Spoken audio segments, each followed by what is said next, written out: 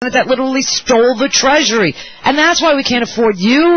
I wish we could, Ralph Nader. I wish we could. Wait. Why don't the Democrats stop the things they don't like from the Republicans, like the tax cut for the wealthy? They're in the minority. They're in the minority. Wait. Oh, Ralph, come on. You like to spew this stuff, but you're smarter than that.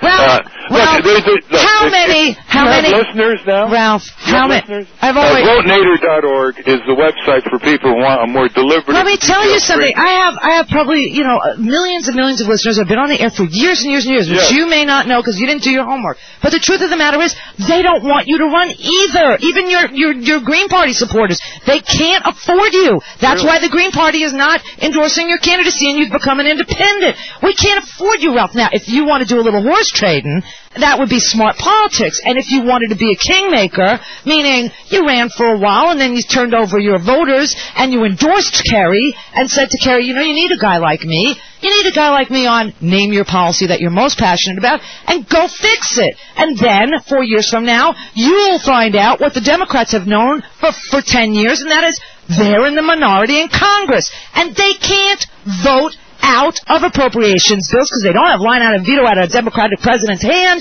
They can't vote out these pork projects. They can't vote out the stealing of the Treasury, the underfunding of education, the underfunding of Medicare. Come on, you know this. Well, since you're filibustering, you should have mentioned that the Senate and the Democrats could have filibustered a lot of these things and blocked them.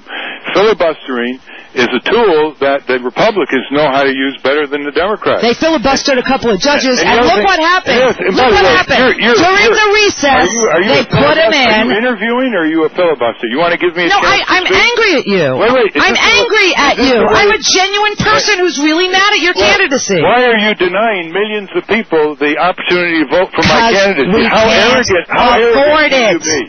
I'm not arrogant. I'm a patriot. We can't afford you, and real patriots have to stand up and question your candidacy. Wait a minute.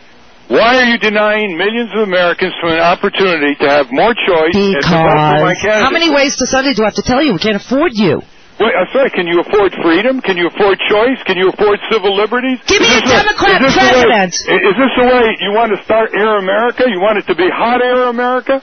Oh, no. Log into the website. Ralph, let me tell you something. If you did get to be president, tell me who you would caucus with. Tell me who you could get to vote for your views and visions and your bills. Who is an independent other than Bernie Sanders and Jim Jeffords? Who are you going to count on?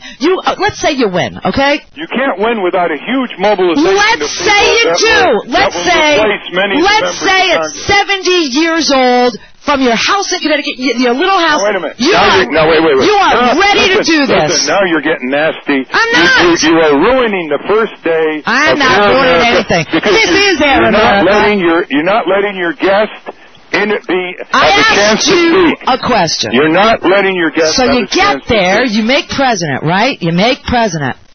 Who are you caucusing with?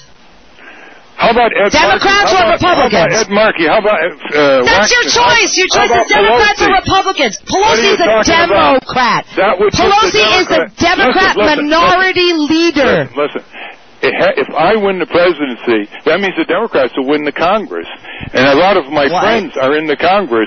And by the way, you've got a very bad interviewing technique, and you're not going to get an audience. I'm not interviewing you. Do not overtalk. I am not interviewing you. I am mad at you. Don't you understand the difference? Fine. Just close up and start screaming to your audience.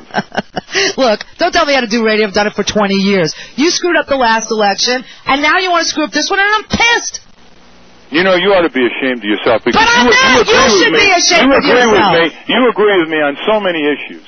You really ought to be ashamed of yourself. I'm not ashamed of myself. Because nobody stands. Listen, Ralph, sometimes for workers and sometimes I look at people the way I do. Sometimes I look at a really fabulous pair of shoes, but I can't afford them. I can't afford you. I'm not saying you're not fabulous. I can't afford you. Why you don't get this, I don't know. You can't afford a living wage in this country? Why don't the Democrats what I'm ask saying for a $10 is, living wage? When you get there, let's say you're president. Let's do this. Yeah. Who are you caucusing with? Oh, all kinds of people in Congress. I'm very persuasive. Name them. Besides for Ed Markey, Jim Jeffords, and I'll give you Kennedy, Feingold. all kinds. Boxer from California. Oh, on you see, and on. then Ralph, you really don't know politics. If you think that the Democrats are going to vote with an independent president, you're out of your mind. They've got a national party. You're reducing yourself to epithets. I don't deal with someone who doesn't allow me to talk.